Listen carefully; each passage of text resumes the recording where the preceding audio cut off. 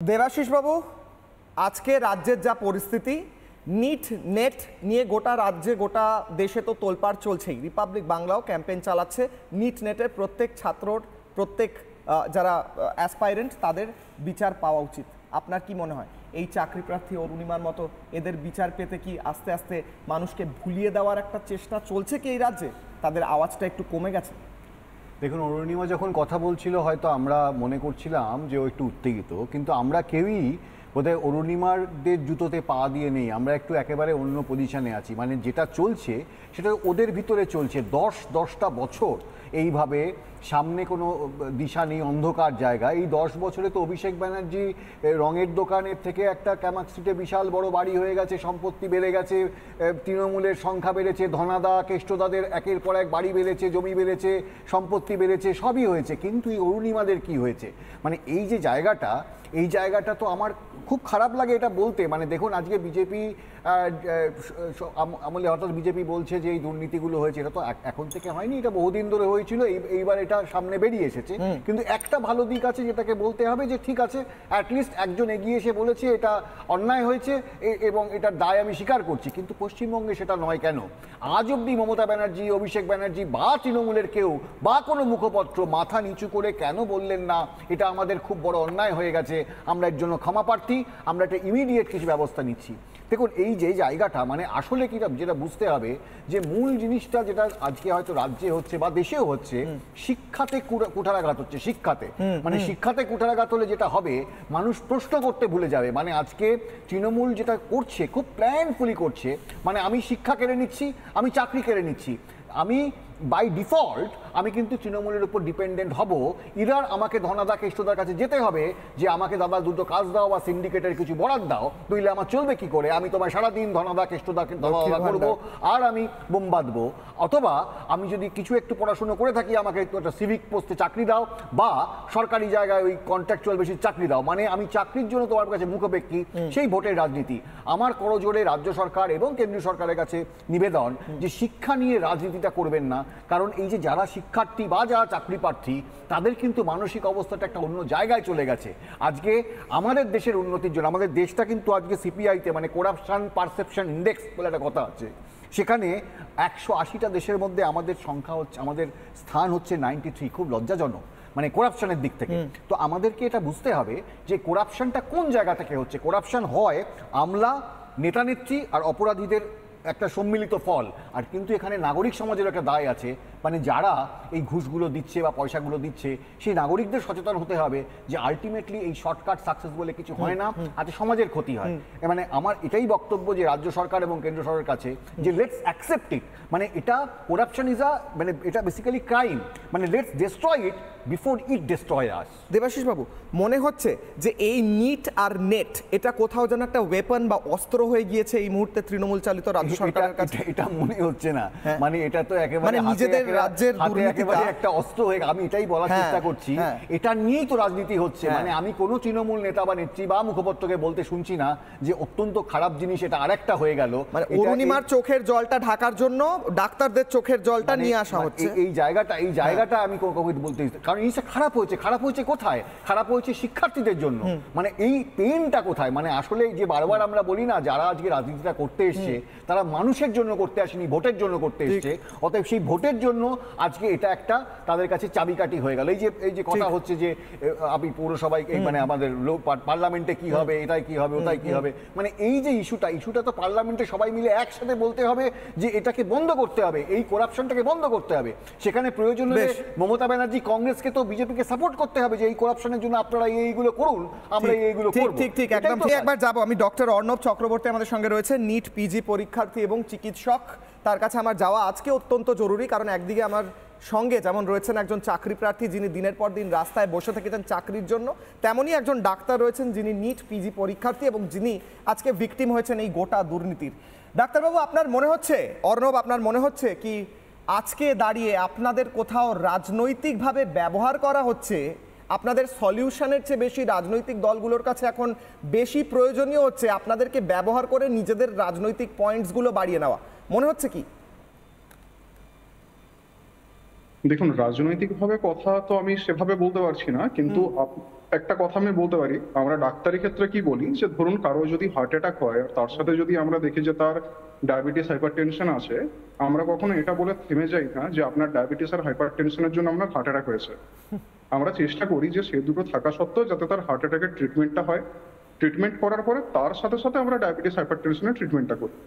এই মুহূর্তে দাঁড়িয়ে নিট ইউজি, নিট পিজি অর্থাৎ ডাক্তারি প্রবেশিকা পরীক্ষা এবং ডাক্তারি স্নাতকোত্তর পরীক্ষা, দুটো পরীক্ষা নিয়ে যে ঘটনাটা ঘটলো, এতে ধরুন আমাদের নিম্ন মধ্যবিত্ত পরিবার বা মধ্যবিত্ত পরিবার, তাদের জেনারেলি দুটো স্বপ্ন থাকে, এক হয় ইঞ্জিনিয়ার হবো, নইলে ডাক্তার হবো।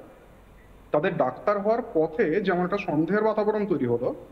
দ্বিতীয়ভাবে যারা ডাক্তার, আমরা অলরেডি ডাক্তার হয়ে গিয়েছি, এমবিবিএস ডিগ্রি আছে, যারা ভবিষ্যতে মেডিসিনে যাবে বা সার্জারিতে যাবে বা গাইনির ডাক্তার হবে বা হাড়ের ডাক্তার, অর্থোপেডিকের ডাক্তার হবে, সেই জায়গাটাতে যেন কোথাও না কোথাও একটা বিশ্বাসে ধাক্কা লেগে গেল। আমরা না বুঝতে পারছি না, বা কোথাও না কোথাও আমাদের এই কথাটা মনে হচ্ছে যে আমি যে র্যাঙ্কটা পাবো সেই র্যাঙ্কটা সঠিক র্যাঙ্ক তো, নাকি এর আগে যে পরীক্ষাগুলো হয়েছিল সেই র্যাঙ্কগুলো সঠিক র্যাঙ্ক ছিল তো। আমাদের পরীক্ষার্থী ধরুন 1 লাখ থেকে 1.5 লাখের কাছাকাছি, 1 থেকে 1.5 লাখের কাছাকাছি, তার থেকে খুব বেশি কত হবে, আর হয়তো 10-12 হাজার বাড়বে। এদের মধ্যে কিন্তু প্রত্যেকেই ডাক্তার, প্রত্যেকের রেজিস্ট্রেশন নাম্বার আছে এবং প্রত্যেকে কিন্তু ফার্দার হায়ার স্টাডির জন্য যাচ্ছেন। যারা এই র্যাঙ্কগুলো করবেন তাদের ওপরে কিন্তু দেশের স্বাস্থ্য নির্ভর করছে। আজকে এই পরীক্ষাটা বন্ধ হয়ে গিয়ে কোথাও না কোথাও যেন দেশের স্বাস্থ্য ব্যবস্থা প্রশ্নে পড়ে গেল। ডক্টর অর্ণব, একটা প্রশ্ন করছি, আপনি বলছেন যেটা একদম ঠিক, দেশের স্বাস্থ্য ব্যবস্থা, শিক্ষা ব্যবস্থা এগুলো যদি নষ্ট করে দেওয়া হয় তাহলে দেশের ভিত্তিটাই তো নষ্ট হয়ে যাবে। চিকিৎসা কে দেবে, পড়াবে কে, পড়াশুনো হবে কিভাবে? ডাক্তারবাবু, এই মুহূর্তে দাঁড়িয়ে সিবিআই তদন্ত চলছে, দুটি ক্ষেত্রেই সিবিআই তদন্ত করছে এবং সিবিআই এর সঙ্গে সঙ্গে বেশ কয়েকটি কমিটি গঠন করা হয়েছে। যারা এনটিআর যিনি ডিজি ছিলেন তাকে অপসারণ করা হয়েছে। কেন্দ্রীয় সরকার পদক্ষেপ নিচ্ছে, আপনারা কি এতে সন্তুষ্ট? মানে মনে হচ্ছে যে কোনো কিছু পজিটিভ হচ্ছে, নাকি আপনারা একদমই মেনে নিচ্ছেন না যা হচ্ছে এবং আপনাদের অন্য কোনো চাহিদা রয়েছে? এই মুহূর্তে দাঁড়িয়ে যা করছে কেন্দ্রীয় সরকার সেই নিয়ে আপনারা কি পজিটিভ ভাবছেন? দেখুন, কেন্দ্রীয় সরকার কিছু সিদ্ধান্ত নিচ্ছেন, অবশ্যই কিছু কিছু সিদ্ধান্ত তো নিচ্ছেন, কিন্তু আমাদের কয়েকটা জায়গায় এখনো প্রশ্ন থেকে গেছে। যারা আমরা পরীক্ষার্থী, আমরা হয়তো আমাদের সাথে ডাইরেক্টলি কথা হয়তো ওনাদের হচ্ছে না, যারা পরীক্ষা দিচ্ছে তারা ভুগছে। সোজা বাংলায় কথা হচ্ছে, ধরুন নিট ইউজি আর নিট পিজি পরীক্ষা দুটোর মধ্যে আসমান জমিন ফারাক আছে। কারণ নিট ইউজি পরীক্ষা একটা নির্দিষ্ট বই এনসিইআরটির উপরে বেস করে হয়, অর্থাৎ কোনো নির্দিষ্ট প্রশ্নের উত্তর আপনারা জানেন। এই কারণে নিট ইউজি পরীক্ষা যেটা হয় তাতে কিন্তু নির্দিষ্ট প্রশ্নপত্র থাকে। আপনি কি কি ওএমআর শিটে মার্ক করালেন সেটা আপনি ক্লিয়ার কাট দেখতে পান। আপনাকে ওয়েবসাইটে দিয়ে দেয় যে এই প্রশ্ন ছিল, আপনি তার এই উত্তর করলেন, এবং স্যাম্পল অ্যান্সার কি কি উত্তর হয়, অ্যাকচুয়াল অ্যান্সারটা কি সেটাও আপনাকে দিয়ে দেওয়া হয়। অর্থাৎ আপনি ওএমআর শিট পেয়ে গেলে কোশ্চেন পেপার অ্যান্ড অ্যান্সার মিলিয়ে আপনি জেনে যাবেন আপনি কত মার্কস পেলেন।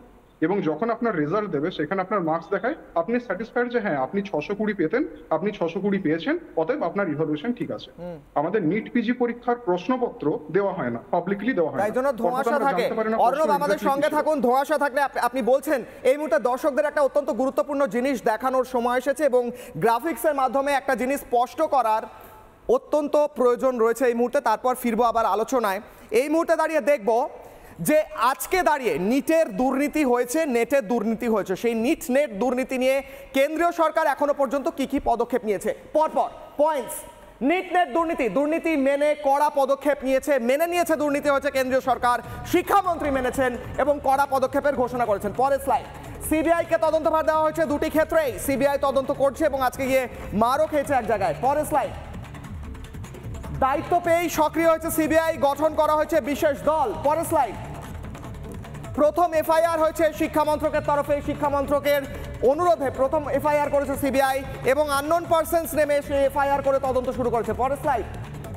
তদন্তে সিবিআই এর বিশেষ দল, দুটি বিশেষ দল, একটি গিয়েছে গুজরাট, একটি গিয়েছে বিহার। বিশেষ দলে রয়েছে অত্যন্ত উচ্চ পর্যায়ের অফিসাররা। পরের স্লাইড। পাটনা গোদরায় যাচ্ছে বিশেষ দল, তারা ইতিমধ্যেই পৌঁছেও গিয়েছে। নিট নিয়ে এই মুহূর্তে এই পদক্ষেপ নিয়েছে কেন্দ্রীয় সরকার, কেন্দ্রীয় শিক্ষা মন্ত্রক। এবার দেখি এসএসসি, এসএলএসটি এই রাজ্যে দাঁড়িয়ে কি পরিস্থিতি। এসএসসি দুর্নীতি, চাকরি চুরি, টাকা দিয়ে স্কুলে চাকরি দেওয়ার অভিযোগ ওঠে, বহু মানুষ রাস্তায় বসেন, বহু মানুষ চাকরি থেকে বঞ্চিত হন। পরের স্লাইড। চাকরির দাবিতে পথে বেকাররা, যেমন এই মুহূর্তে অরুণিমা রয়েছেন আমাদের সঙ্গে, এরকমই অনেক বেকার চাকরি প্রার্থী তারা রাস্তায় নামে, তাদের টেনে হিচড়ে গ্রেফতার করা হয়। পরের স্লাইড। আপার প্রাইমারি আন্দোলনের এখন পর্যন্ত 2 বছর অর্থাৎ 365 এবং 365। পরের স্লাইড। মন্ত্রী বিধায়ক শিক্ষা কর্তারা এই মুহূর্তে জেলে রয়েছেন। কোন মন্ত্রী কোন বিধায়ক আপনারা জানেন, একটু গুগল করলেই দেখতে পাবেন। পর তারা জেলে গিয়েছেন তৃণমূলের মন্ত্রী বিধায়ক শিক্ষা কর্তারা। পরের স্লাইড। দুর্নীতি মানতে এখনো পর্যন্ত নারাজ তৃণমূল, অর্থাৎ মুখ্যমন্ত্রী মমতা বন্দ্যোপাধ্যায় অথবা অভিষেক বন্দ্যোপাধ্যায়ের তরফে এখনো পর্যন্ত পাবলিক অ্যাপোলজি কোনো পাওয়া যায়নি যে এই দুর্নীতি এমন লেভেল থেকে হয়েছে যে লেভেলটা তাদের একদম উচ্চ পর্যায়ে ছিল, অর্থাৎ মন্ত্রী থেকে বিধায়ক থেকে শিক্ষাকর্তারা। পরের স্লাইড। চোরেদের বাঁচাতে মরিয়া শাসক কিভাবে বারবার ডিফেন্ড করা হয়েছে। পার্থ চ্যাটার্জিকে প্রথমে ডিফেন্ড করা হলো, তারপর সাসপেন্ড করা হলো। পার্থ চট্টোপাধ্যায়ের আইনজীবী আমাদের সঙ্গেও রয়েছেন। চোরেদের বাঁচাতে মরিয়া শাসক কেন বলা হচ্ছে, তার কারণ হচ্ছে শাসক দলের তরফে ডিফেন্ড করে বলার চেষ্টা হয়েছে যে প্রত্যেকটা দুর্নীতি লোকালাইজড, দুর্নীতিটা সমগ্র শিক্ষা দপ্তরে ছড়িয়ে পড়েনি, একজন দুজন হয়তো করেছে, যেটা সত্য নয়। কারণ পরের পর গ্রেফতার আমরা দেখেছি একদম ওপর থেকে নিচতলা পর্যন্ত। শিক্ষামন্ত্রীর মুখে গুলি চালানোর কথা আমরা শুনতে পাই। এবং তার পরের স্লাইড। অযোগ্যদের হয়ে আদালতে সওয়াল ওঠে, কারণ অযোগ্যদেরও চাকরি রাখতে হবে এমনটাও শুনতে পাই। মানুষের করের টাকায়, যেমনটা তরুণজ্যোতি তিওয়ারি বলছিলেন, মামলা হয়, সেই মামলার পরে আমরা দেখি সুপ্রিম কোর্টে মামলা যায়, সেই মামলার এখনও শুনানি চলছে, সেই মামলা এখনও চলছে, বিভিন্ন লেভেল থেকে চলছে, কিন্তু চাকরি প্রার্থীরা এখনও রাস্তায় বসে রয়েছেন।